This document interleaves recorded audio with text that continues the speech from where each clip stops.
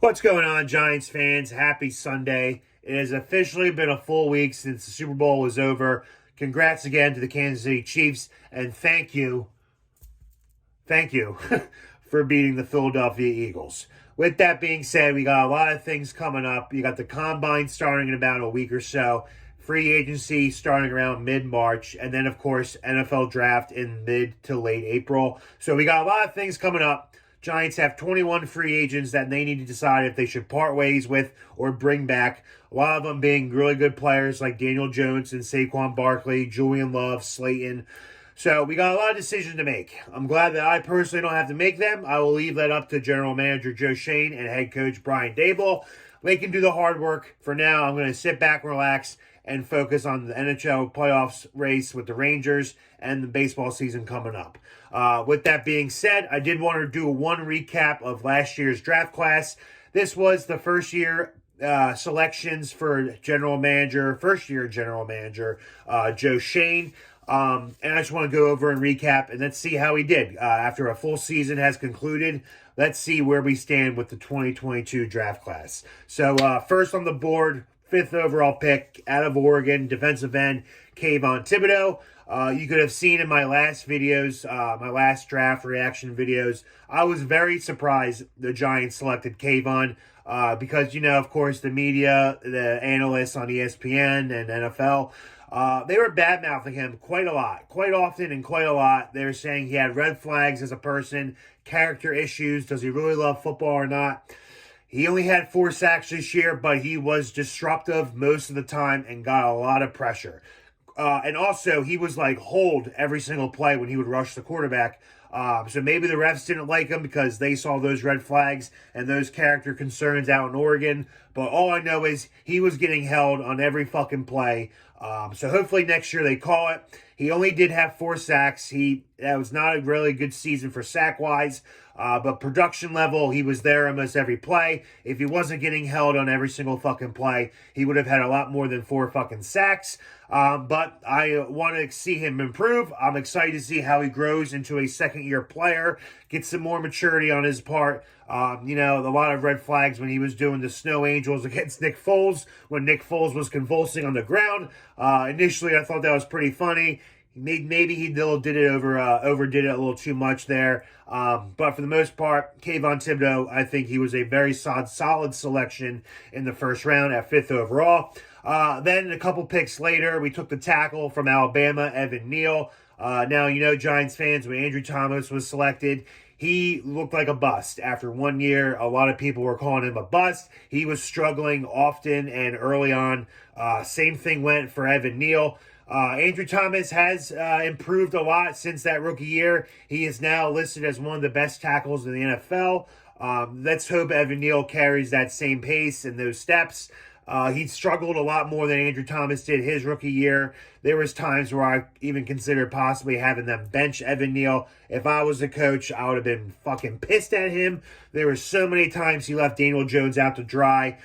So let's hope this summer he improves. He works alongside Andrew Thomas, and they can, how they say, iron sharpens iron. Hopefully they both can get better, and especially Evan Neal. Hopefully he can be the other anchor opposite of Andrew Thomas and continue to protect the quarterback's blind side. With that being said, second round pick, Juan Robinson. He started off hurt in the beginning of the year. Then when he finally came on board, he looked like he was the real deal, real good slot receiver.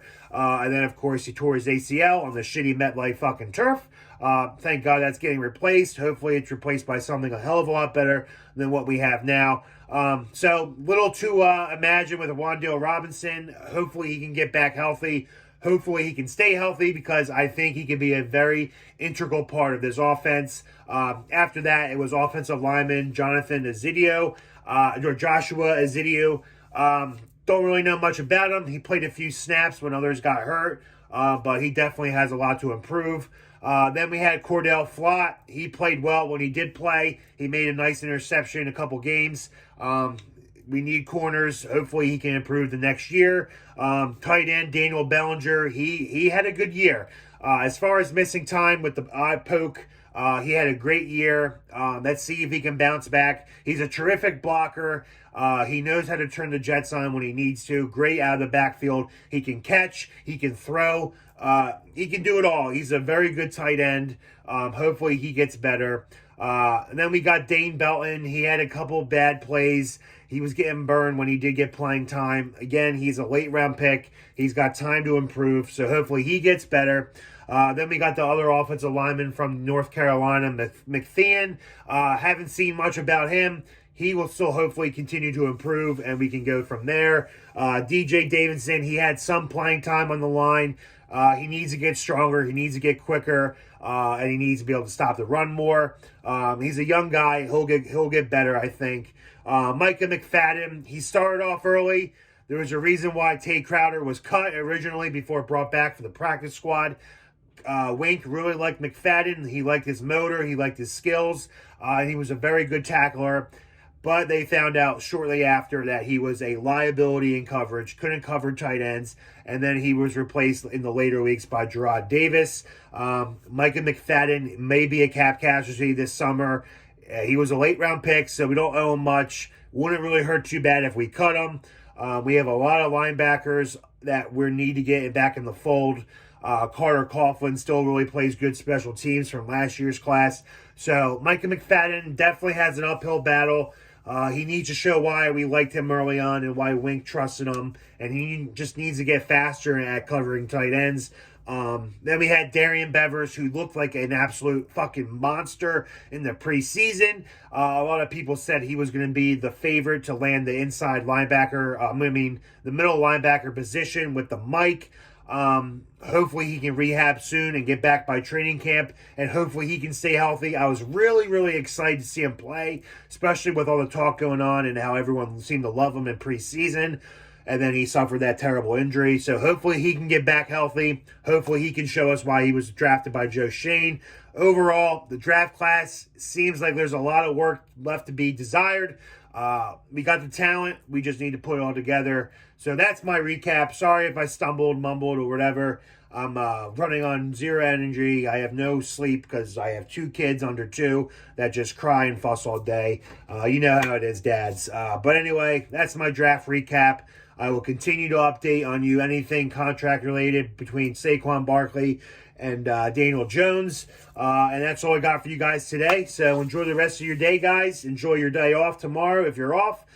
I am, as always, let's fucking go G-Men and fuck the Empire State Building.